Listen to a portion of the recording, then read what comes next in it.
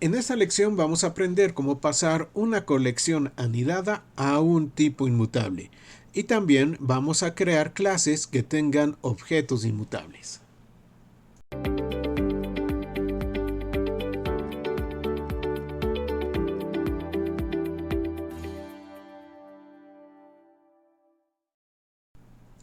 ¿Qué tal amigos de YouTube? Bienvenidos a esta lección y bueno, pues vamos a seguir aprendiendo más acerca de Persistent y también las estructuras de datos inmutables que nos permite utilizar.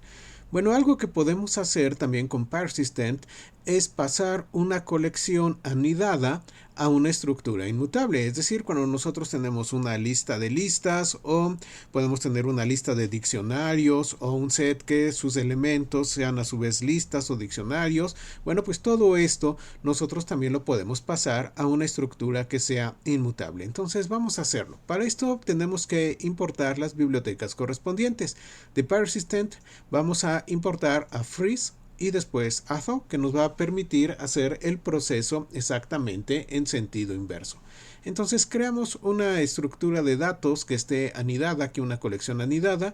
Tengo una lista que como primer elemento va a tener otra lista, segundo elemento otra lista y tercer elemento tenemos aquí un diccionario. Entonces, bueno, pues vamos a imprimir datos que contiene todo ese anidamiento. Y luego vamos a transformarlo en una estructura inmutable. Para hacerlo, vamos a utilizar freeze. Entonces hacemos uso de freeze. Pasamos aquella colección que nosotros deseamos congelar, que deseamos hacer inmutable, y eso nos va a dar un resultado. Ese resultado lo estoy guardando aquí en la variable DI, es decir, datos inmutable, y luego estoy imprimiendo DI para que podamos ver la diferencia. Voy a ejecutar este código. Y en primer lugar tenemos la impresión de nuestra colección normal de datos. Entonces, bueno, aquí podemos ver la lista con sus elementos que son lista, lista, diccionario. Y abajo, bueno, tenemos la impresión de DI, de nuestros datos inmutables, y vean cómo quedan guardados. Se crea un p-vector que va a tener como primer elemento un p-vector con 1, 2, 3, segundo elemento otro p-vector con 3, 4, 5 y tercer elemento un p-map que tenemos aquí la parte del diccionario. Tenemos A con 10 y B con 20.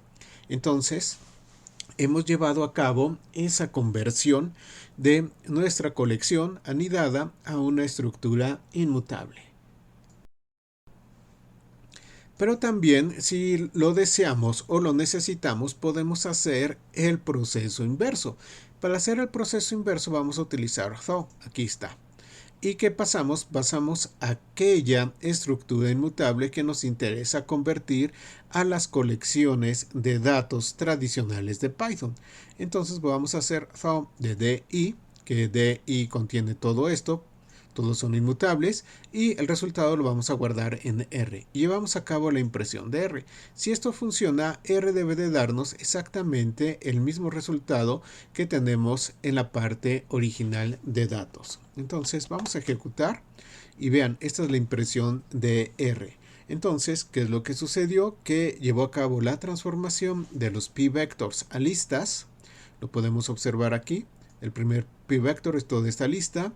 El segundo p-vector es la primera lista anidada, el segundo p-vector la segunda lista anidada y el p-map lo ha convertido de regreso a un diccionario.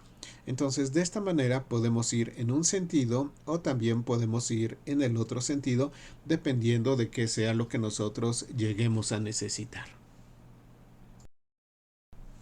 Algo importante que también nosotros necesitamos colocar como inmutable son las clases. Y afortunadamente Persistent nos va a permitir también poder crear clases que tengan objetos inmutables. Para lograr esto de Persistent vamos a importar pClass y también field. Entonces, ¿cómo creamos una clase que va a tener objetos inmutables? Pues el asunto es muy sencillo. Vamos a utilizar nuestra creación de clase con herencia a pClass, es decir, creamos la clase de la forma usual, pero vamos a hacer una herencia a pClass. Los atributos que nosotros deseamos que tenga esa clase deben de ser colocados como field. Entonces aquí en nuestra clase punto vamos a tener a X y también a Y, entonces los colocamos como field. Esto va a permitir la inmutabilidad. Y después podemos tener ya los métodos que sean necesarios. Entonces aquí estoy teniendo el método traslación. Obviamente tenemos su self. Vamos a tener de X y de Y, que es la cantidad del delta por el cual vamos a estar trasladando ese punto en particular. Y adentro hacemos el proceso. Entonces la traslación, ¿qué es lo que nos va a regresar? Pues nos va a regresar un nuevo objeto donde tengamos ya los valores de traslación, porque recuerden que nosotros no podemos llevar a cabo modificaciones porque si no ya no tendríamos la parte inmutable. Entonces hacemos return self.set y ponemos x va a ser igual a self.x más el delta x que nosotros tenemos, y y va a ser igual a self.y, es decir, este campo que tenemos acá, ese atributo, más su delta y correspondiente. Y de esta manera estamos regresando un nuevo objeto que ya tiene la traslación colocada. Entonces es muy sencillo esto. Vamos a crear una instancia, vamos a crear la instancia de punto, le vamos a llamar punto 1 y ponemos el valor x igual a 1 y y es igual a 2. Y luego, bueno, pues vamos a invocar el método de traslación de punto 1 y queremos que se traslade en 5 unidades en el eje X y 5 unidades en el eje Y. Entonces traslación nos va a regresar una nueva instancia de punto donde vienen esos valores, conservando a punto 1 sin ningún cambio, es decir, no vamos a tener una mutación en punto 1 y punto 2, bueno, pues ya es el nuevo objeto que nosotros tenemos. Voy a ejecutar el código para que lo podamos ver y vean que después de llevar a cabo la traslación, punto 1 no tiene ninguna mutación, se conserva tal y como está. Y bueno, punto 2, pues ese sí ya llevó a cabo la traslación correspondiente. Recuerden que esto también podría haber sido punto 1 es igual a punto 1 punto traslación. Podría llevarse a cabo también ese tipo de operación. Yo lo estoy haciendo con dos variables para que sea más fácil de entender lo que está sucediendo acá. Ahora, cuando nosotros tenemos nuestra clase con objetos inmutables, bueno, pues no podemos colocar nuevos atributos, solamente podemos utilizar los atributos que han sido declarados explícitamente cuando nosotros estamos declarando la clase.